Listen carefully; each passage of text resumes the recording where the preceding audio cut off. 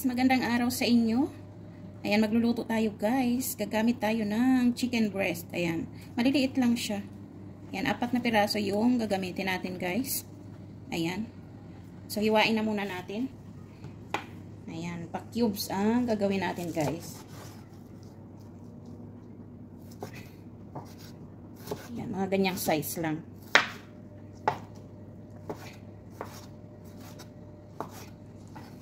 Parang style adobo siya guys. Ayan, may idadagdag lang tayong mga ingredients.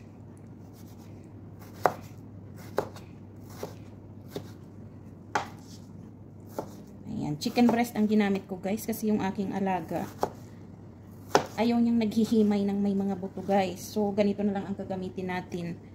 Mas masarap sana yung yung may buto ba.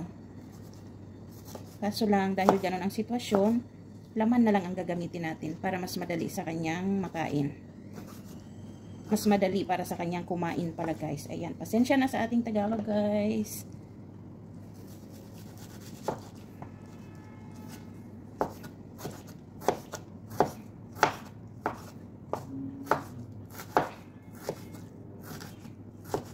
Ayan, so ito na guys. Umpisahan na natin ang pagluluto. Ayan, ipakita ko muna sa inyo yung ibang mga ingredients, guys. So, ayan, naka-ready na yung ating chicken breast, guys. Ayan. Lalagyan natin siya ng fresh mushroom, ng baby potatoes. Ayan, hiniwa ko lang siya sa 2 piraso, guys. Maliliit lang po yan. Ganito ang kanyang itsura, guys. Ayan. So, mga baby potatoes ito. Ayan, maglalagay tayo ng 1/2 cup na spring roll sauce. Rice vinegar guys, any brand. 1 cup na soy sauce, light soya sauce. Siyempre gagamit tayo ng black pepper guys. Ayan, peppercorn pero i-ano nyo lang guys.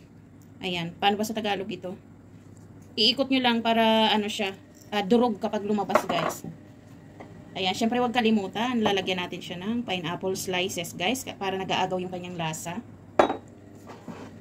At syempre sa ating mga ricados, guys, gagamit tayo ng ginger or luya, garlic, bawang syempre sa Tagalog, at isang onion, guys. Ayan. At syempre huwag kalimutan yung ating bay leaf. Ayan, guys. So, ayan, mag-start na tayo, guys. Ayan guys, pag mainit na yung ating kawali, lagyan natin siya ng olive oil guys. Ayan, mainit na nga siya. Unahin natin yung luya.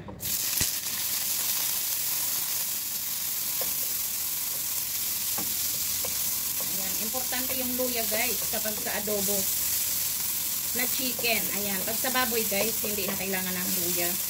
Pag sa chicken lang, pampatanggal siya ng lansa.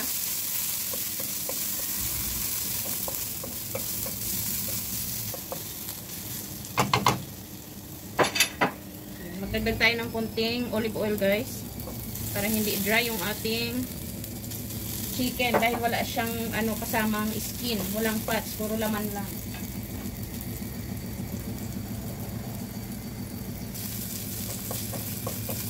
Ayan guys, pag medyo brown na yung ating luya, isunod natin yung garlic.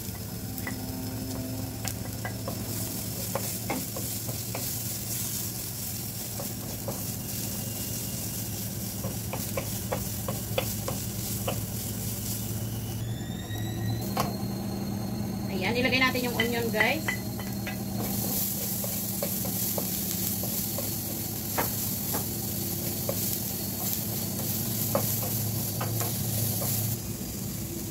Ayan, isunod natin guys yung ating chicken breast. Ayan, hayaan muna natin siyang maigisa-gisa guys.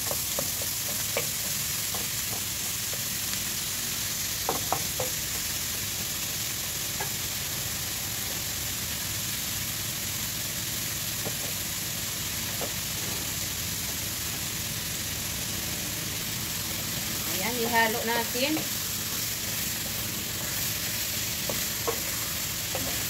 Mabilis lang itong lutuin guys kasi mabilis maluto yung chicken breast.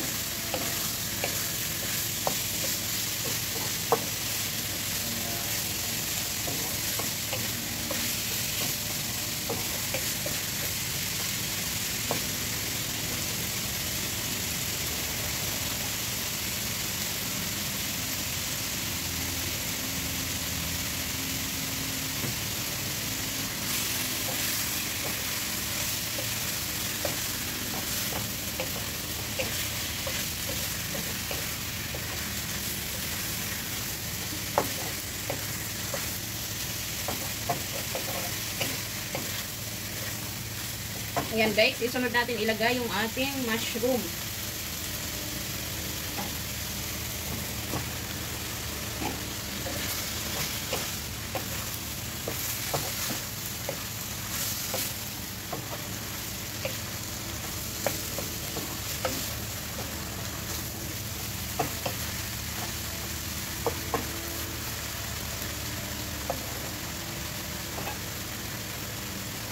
Siyempre yung ating patatas guys.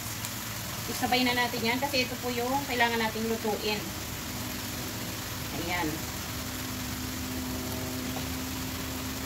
Yung chicken guys at mushroom, napakabilis lang pong lutuin yan.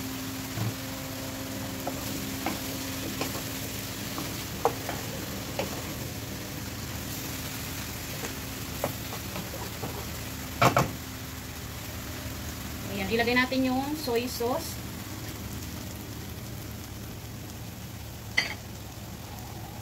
Yung spring roll sauce. Siyempre yung ating rice vinegar guys. Ayan, isabay na natin yan.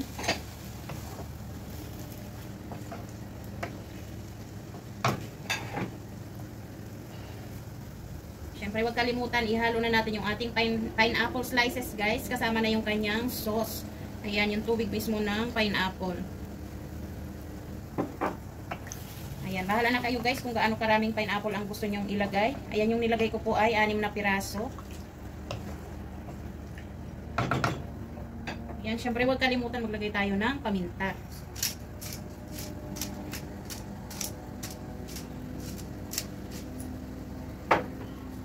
Syempre yung ating bay leaf.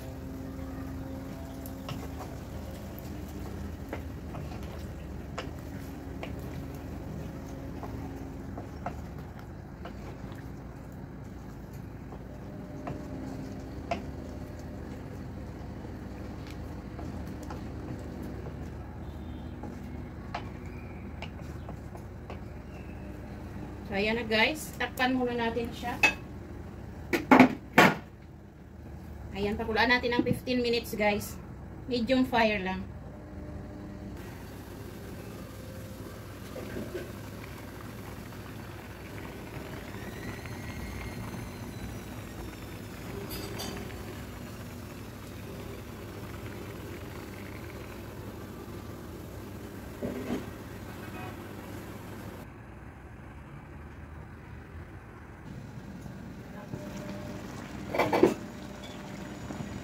Ayan guys, dahil paluto na siya guys, ilalagay natin yung 1/2 cup na tomato ketchup.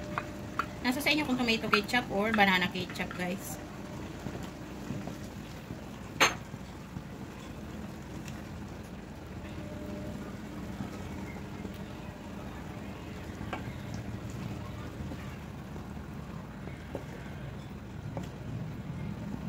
Ayan, tapos hayaan lang natin na medyo lumapot na yung kanyang sauce guys. Tapos pwede nyo nang i-off yan.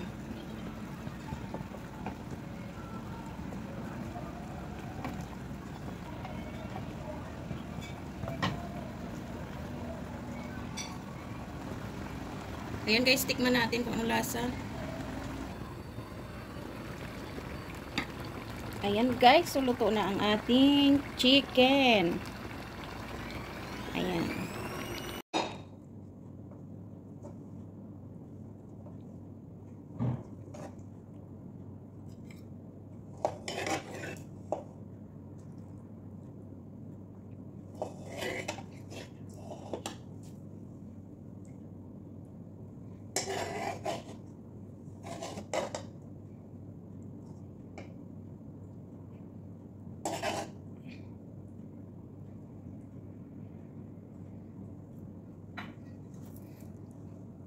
Let's eat guys. Ayan, super yummy.